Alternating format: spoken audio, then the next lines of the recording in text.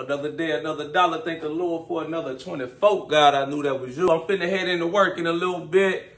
Quick correctional officer video. I'm touching on the financial side. You know, I've done a couple videos already talking about, you know, the overtime availability, you know, talking about how to not get into the overtime trap of basing your lifestyle and your monthly expenses and bills on just the overtime. You know what I'm saying? You don't want to get into that lifestyle inflation trap. This video, I'm going to cover some financial benchmarks, you know, to kind of gauge your finances as you progress through your career. These are some things, you know, that you want to aim for throughout your career. You know, you may be coming in as a rookie, fresh out of high school, fresh out of college. You know, you may have student loans, credit card debt, minimal net worth. You may be trying to buy your first house, stuff like that. So I'm going to give you some kind of, like I said, benchmarks to kind of gauge you as you progress through your career. You know, the first one that you should aim for in your career, you know, is that your net worth is growing every year. You know, what you're worth, your assets minus your liabilities. You know what I'm saying? Stuff like what's in your bank account, your investments, your 401k, your retirement account, any property, stuff like that. You know what I'm saying? As you progress and move through your career, you want your assets to keep growing over time. You want your balances in your retirement, TSP, to keep going, keep moving up in a positive direction. You know what I'm saying? I tell the people that's coming in, the rookies, the new people, you know, and in these videos, I tell them off the rip, as soon as you going through your paperwork, you know, your health insurance, your retirement contributions, life insurance and all that, I tell people to put minimum 10% into your retirement account, you know, 10 to 15 to 20%. The more, the better. If you could do even more out the gate, the better. The more you put in, the more it's going to grow, the more you're going to have on the back end when it comes time to retire. You know, some people at the prison I'm at, I heard people, they don't put nothing in it. They don't even, this is the thing. Most jobs, when they offer a 401k, your retirement account, they match you up to a certain percent. You know, so for instance, where I'm at, the Bureau of Prisons, they match you up to 5%. So you will be foolish to not put 5% into your retirement account. You know, any 5%, you know, anything less than that is foolish because that's like free money. That's like 100% return on your investment. So what I'm saying is, for instance, 5%. Okay, boom. You put 5% into your retirement account. The job matches you 5%. So now you're putting in 10%. For me, for instance, I put 20% in my retirement account. They throw in another 5%. It's up to the first 5%. So I'm putting essentially 25% of my paycheck, every check, into my retirement account. You know, you could do things like when you get a pay raise every year, you could bump it up a little bit. I do things like that. So every year we get a pay raise. Let's say 2025, we're going to get a 5% pay raise. I'll bump my retirement contributions up another 3%. You know, right now I'm working a whole lot of overtime. So my paychecks, they're damn near double sometimes what I would make if I wasn't working all that overtime. So I'm smart with the money. Like I've been saying in these other videos, I take a lot of that money and I throw it into my investment account. You know, I'm buying the stocks, the crypto, stuff like that. I'm thinking smart, you know, because the thing with law enforcement corrections, you have like a law enforcement retirement. So you have the ability to retire before the average person. And you may get a pension depending on which agency you at. But if you're retiring in your, let's say, mid 40s, 50 years old, early 50s, you retiring at a younger age than the average person retires. So you may need a lot more money on the back end. You got to think about the future. So like I said, try to throw as much as you can into your investments. You know, not only do I have my retirement account at work, I'm throwing 25% into. Like I said, I'm doing all this overtime, grinding so hard right now. I'm taking a lot of that money, that extra money I'm getting from working those overtime shifts, and I may throw $500, $600, $700 into stocks and crypto. You know, so that's essentially like I may be, I don't know the exact numbers, but I may be throwing damn near 30, 40% of my salary into investments, man. If you do it like that, your net worth is going to grow fast. It's going to start shooting up because the compound interest on that money is going to start taking off every year. every year that you work on the job, you want your net worth to be growing. You don't want to go in the negative. You know, my next topic I'm getting on to, though, is eliminating debt, credit card debt. You know, that should be a benchmark in your career as well as you progress through your career. Like I said, if you just starting off, you a rookie, you just got back from the academy, or you about to start the job, whatever, and you may be fresh out of high school, fresh out of college, you naturally are going to have probably student loans, credit card debts, car payments, stuff like that. Your goal as you keep progressing is to pay all of that down. You know, like I mentioned in the earlier video I recorded where I was talking about all this overtime opportunities they have in the prison system, all these facilities.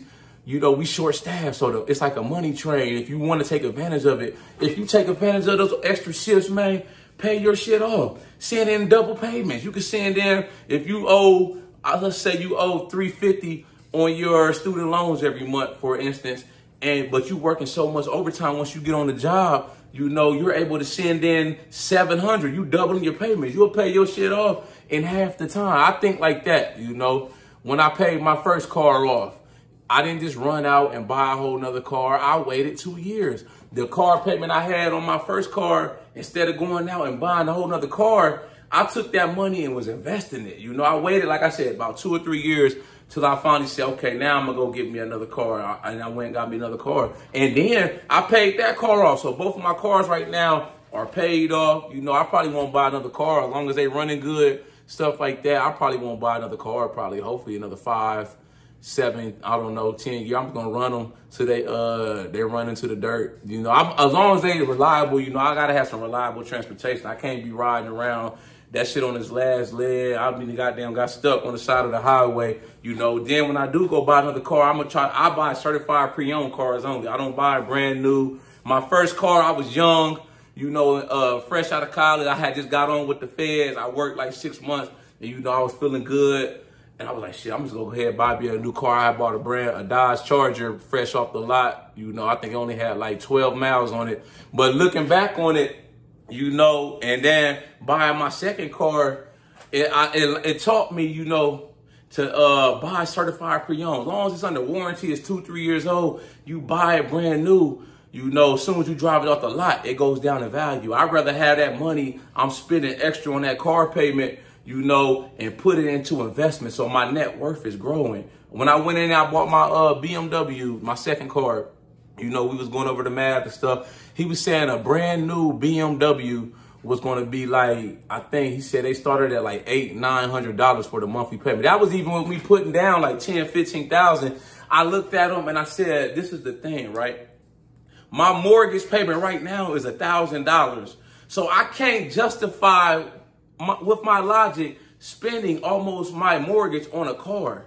No, sir. If that was the case, I would rather take that money, that $800, $900 car payment, and try to buy a whole nother house and get into real estate and rent it out or something for cash flow, stuff like that. Those are the type of things I'm thinking, you know, when it comes to the finances, you know. My next point, you're no longer living paycheck to paycheck. You know, that should be a benchmark in your career as well. Like I said, when you first starting out, you may be living paycheck to paycheck. You got a lot of bills, maybe student loans, credit card debt, stuff like that. But you may not. You may get a fresh start once you get on to your new career in corrections, you know, and you're able to save a lot of money. Start saving. Build up your emergency fund. You got to have a certain amount of money, you know, depending on your bills, with this and that. You know, they say that a good benchmark would be 3 to 6 months worth of your living expenses.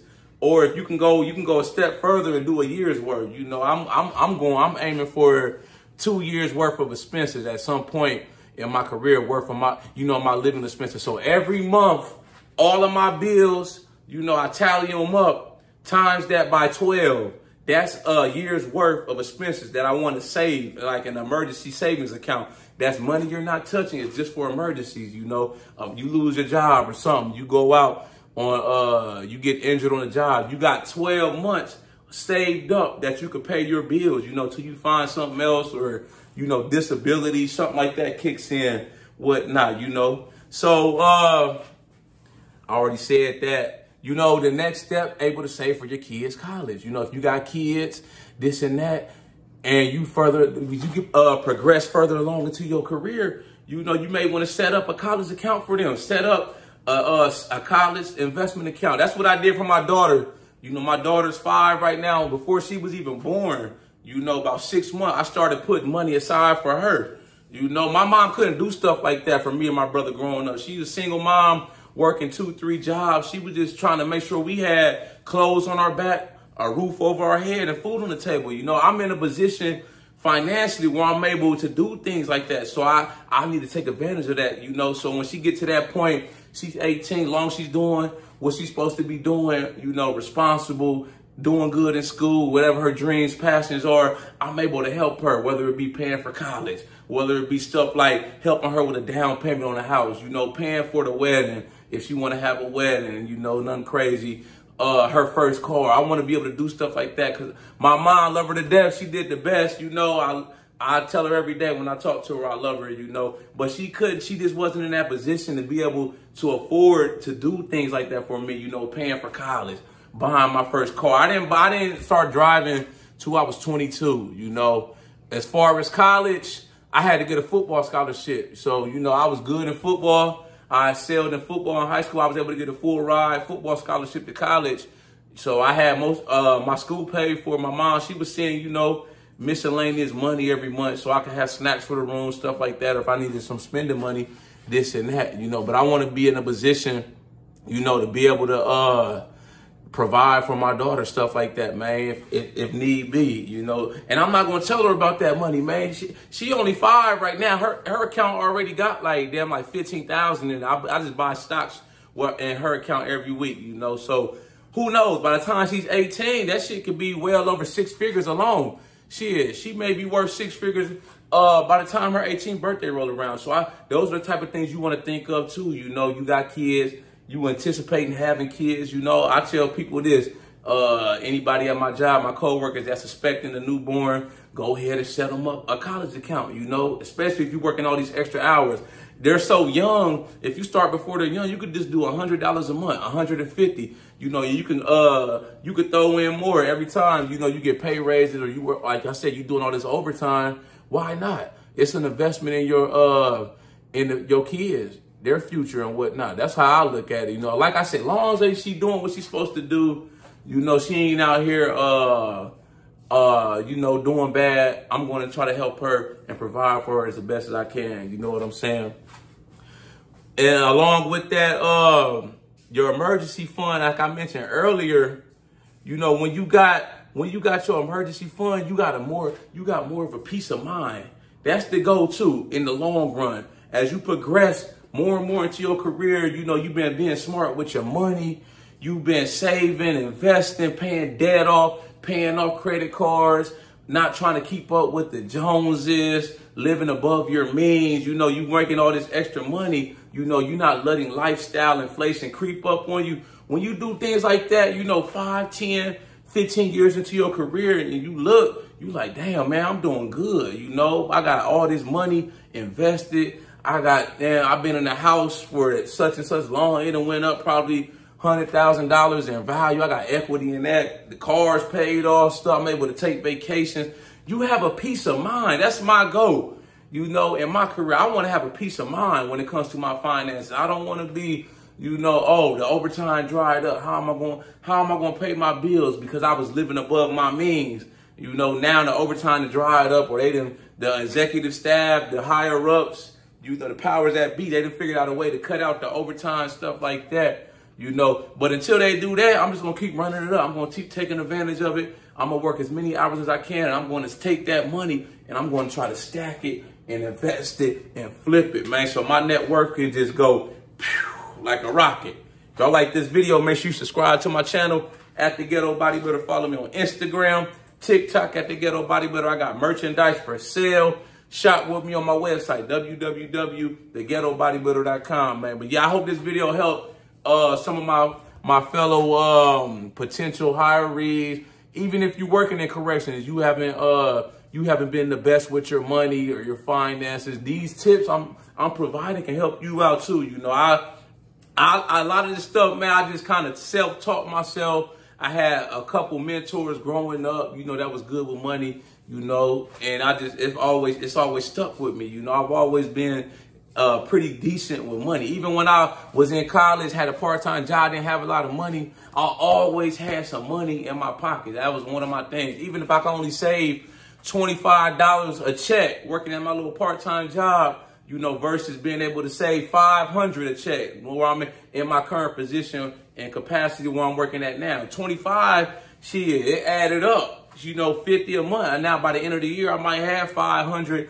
$1,000. I always had certain things I just always did, you know, when it comes to money. My mom always told me, never go nowhere if you ain't got no money in your pocket. So if I ain't got no money, or I know I can't afford whatever I'm about to go, I have no business being there. That's always been my philosophy. So, you know, little stuff, just little tidbits and stuff, little bugs to put in y'all's ears, you know, when it comes to the financial part. You know, I've been dropping a lot of correctional officer videos talking about, you know, the different aspects of the job when it comes as far as like dealing with inmates, security, policy and procedure, going through the hiring process. I like to do these videos too, you know, because this is a big component of, you know, working in your career. You know, it doesn't just pertain to corrections. It could be in any job. You know, these tips are universal when it comes to your money, your personal finances, being good with money, you know, getting out of debt, building your net worth, you know, stuff like that, you know, so it can help anybody out, you know.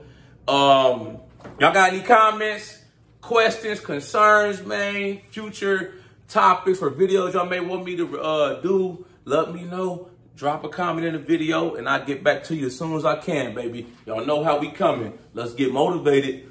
Boom!